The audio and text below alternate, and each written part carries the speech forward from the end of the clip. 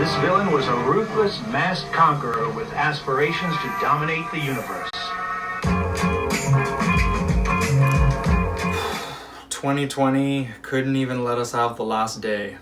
Oh man. Hey everybody, my name is Wyatt and I'm Ferda Tunes, and today we got, unfortunately, another tribute video. I don't do these too often, but just to people who pass that have a really special place in my heart that I really just feel like I have to make a video about. And this was definitely one of the hardest ones I've had in probably since Mac Miller. Just saying, if you guys know the channel, you know that was a big hit for me. But I'm sure everyone knows by now, I'm probably a little late on this, just getting this video out, but MF Doom was announced dead on New Year's Day. And yeah, I was just in like complete disbelief, honestly, for a good like 15-30 minutes.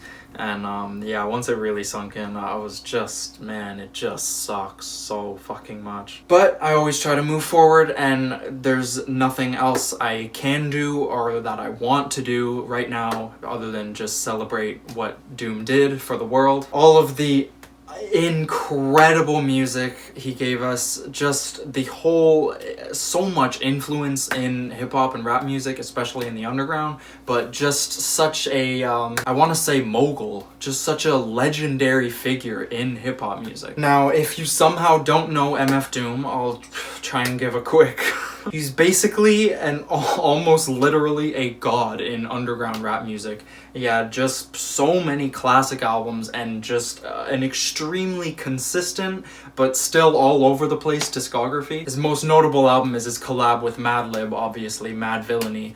Top 5 rap albums ever made in my eyes. He wore the mask and his whole character was pretty obviously based off of Dr. Doom, but he was just one of the most unique characters in music, period. He really was unimaginably original and creative with everything he did, and he really had a pretty secretive career, if you could call it that. He was one of those artists that really just stayed in the shadows and stuck to himself, didn't do press, didn't do much interviews at all. He was very obviously and known for being a rapper and a beatmaker, of course, but he didn't fit that rapper persona, that typical rapper, flashy, everything. No, like the opposite, really. He always did things and released things whenever and however he wanted to, and it seemed like he really never even came close to paying attention to the hip-hop scene ever, really, in his career. I could talk about his music seriously all day, whether it's his debut, Operation Doomsday, maybe my personal favorite album from him, just right out of the 90s and still so fresh. And his song Doomsday, I think, is the perfect, essential introduction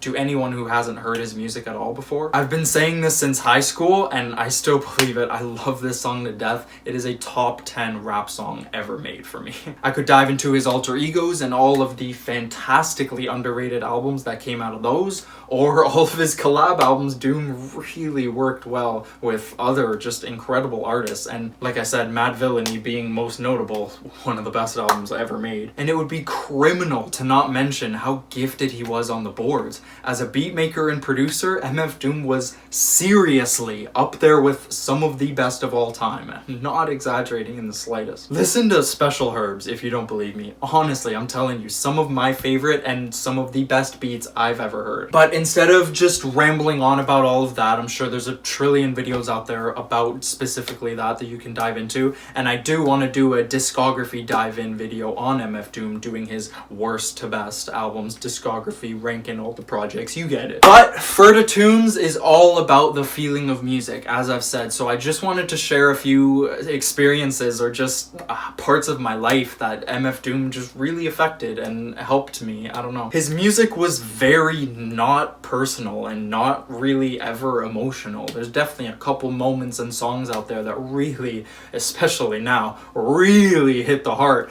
But as a whole, I don't think you could really label his music as personal or emotional at all. Being so wrapped up in the character a lot of the time, his his movie. His music really feels like a movie, like a comic book. I really got into his music around high school, and I remember just every album being this weird little world that was just so special and so unique to what I was into in hip-hop at the time that I just couldn't help but be so enamored with it. And I just could, especially Mad Villainy. It was such a just nosedive into weird, abstract, and experimental hip-hop that it was literally a window into a whole new world at the time. I've explained in earlier videos when I got into high school, I don't know what happened to me, but hip-hop just became my fucking thing, and I literally like studied it when I got home. No fucking homework. I was looking for fucking albums and new rappers and just all the shit that I had missed in the 90s and early 2000s. And seriously, once I got to MF Doom, or once I just finally stumbled upon him,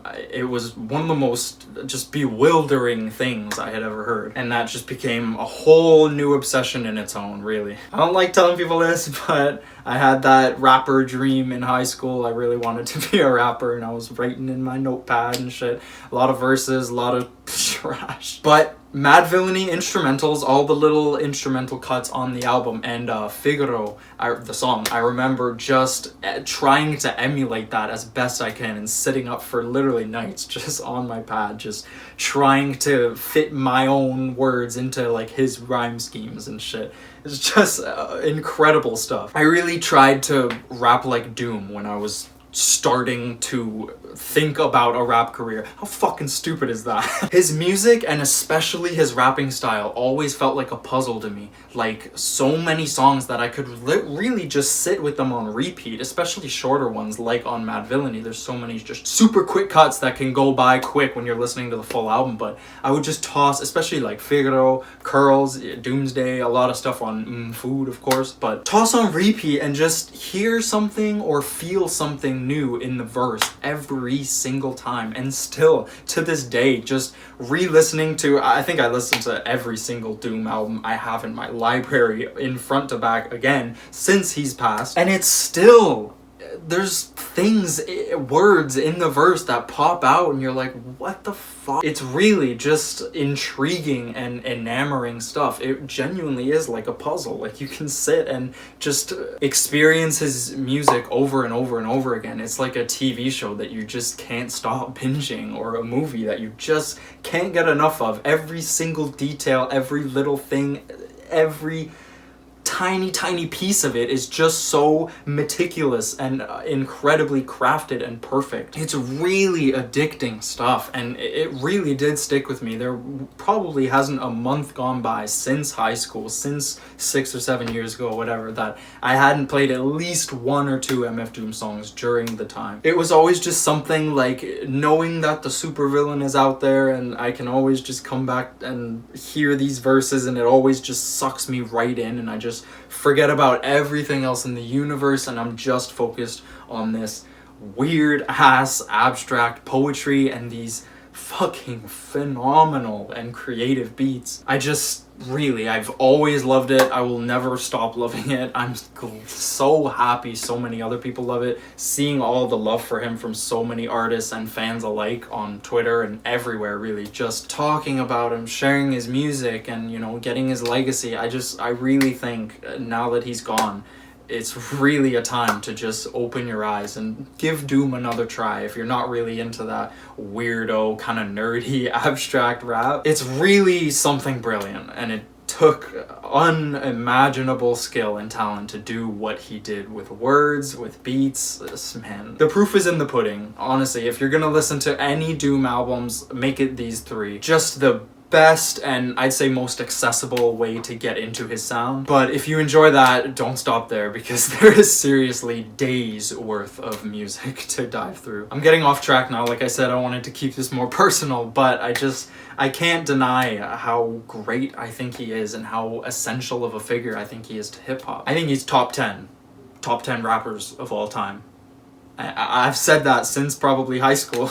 He's definitely solid in my list now. Like, he never fell off, never missed, always, you know, just did his thing. And it was just so admirable, just far too admirable, especially in high school when I was trying to really write raps. I remember just I keep saying, being so enamored with this guy's lyrics and his verses, just be like, how the fuck does this dude's brain work? But I remember Do Not Fire, the instrumental on Mad Villainy. I remember writing a full verse to that in probably grade 10. Yeah, it must have been. And like spitting it over and over, just keeping that instrumental on loop in my bedroom and just like genuinely being happy with it. And I wish I still had those pads somewhere, but I would kill to just spit it for you guys if I remembered it.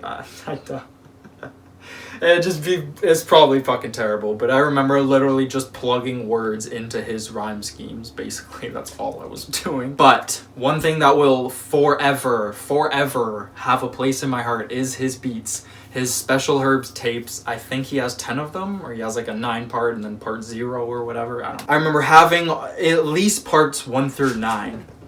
Fucking Jesus. Parts 1 through 9 in a playlist called Special Herbs, and that was my study music in high school for pretty much all 4 years. Whenever I discovered that music, really, it might have been 3 years, but I'm telling you, literally, I'd be in class, sneak that headphone in as everyone would, and just Special Herbs, boom. And I remember even doing that before I had even heard Food in full, and hearing some of those beats being rapped on that album, just, I want to say something outlandish and crazy and disgusting, but it blew me the fuck away. I remember last little story that I can think of, at least, that I just had to include was me and my good friend, we were at a Freddie Gibbs show when he came in Toronto maybe 2 years ago. It was a really small venue and we were right up at the front before Freddie came out, and a few of the opening acts, just before the opening acts had started. You know, there's just music playing in the club, whatever, and they put on One Beer by MF Doom.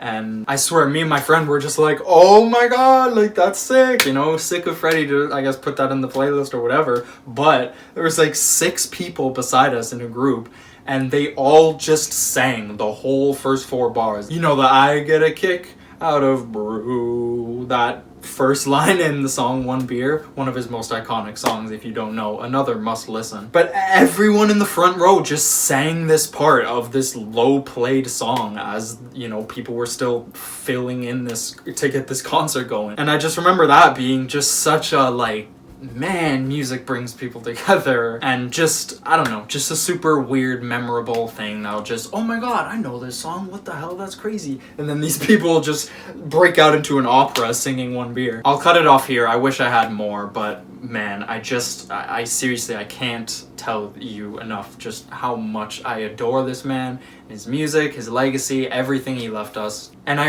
really think that rap as a genre, and just as multi-layered and as versatile as it is, but especially in the underground, I really think we'd be missing so much if MF Doom never blew up or never started rapping. His influence is really undeniable, and you know, it's not really visible in the mainstream or anything, but if you're knowledgeable in, like, your big hip-hop head, and you fuck with the underground, the abstract, the experimental shit, it's pretty clear to see. I don't think I have to explain that his influence is essentially the roots of some underground hip-hop sections. So again, not too much else I can say. Just wanted to praise him as much as I could, give him a little tribute.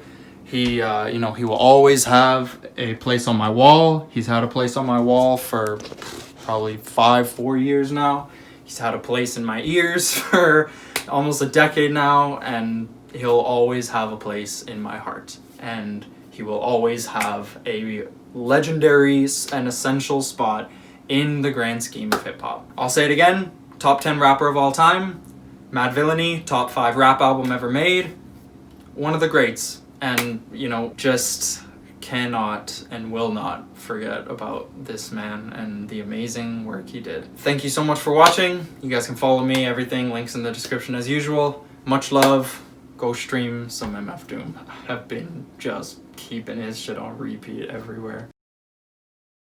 And just before I leave, I'll leave you with some of my favorite Doom bars, just off the top, if I can, you know, don't blank now. Actually, I think my #1 favorite Doom bar is, only in America could you learn a way to earn a healthy buck and still keep your attitude on self-destruct. That fucking shit always blew me away, and just, oh, Curls probably will always be my favorite song off this album. I actually just got this for Christmas. I've been wanting it for years, and I don't know why I slept so much, because I've been praising it as top 5 ever, but I feel like I just need to get Operation Doomsday on record, and then food. But yeah, just happy I got this shit, man. Villain get the money like curls, they're just trying to get a nut like squirrels. Classical slapstick, rappers need chapstick. A lot of them sound like they in a talent show, so I give them something to remember like the Alamo. Tally ho, cut the crap fars rap. Touch the mic, get the same thing an A-Rab would do to you for stealing. What the devil, he's on another level. It's a word, no a name, MF the super villain.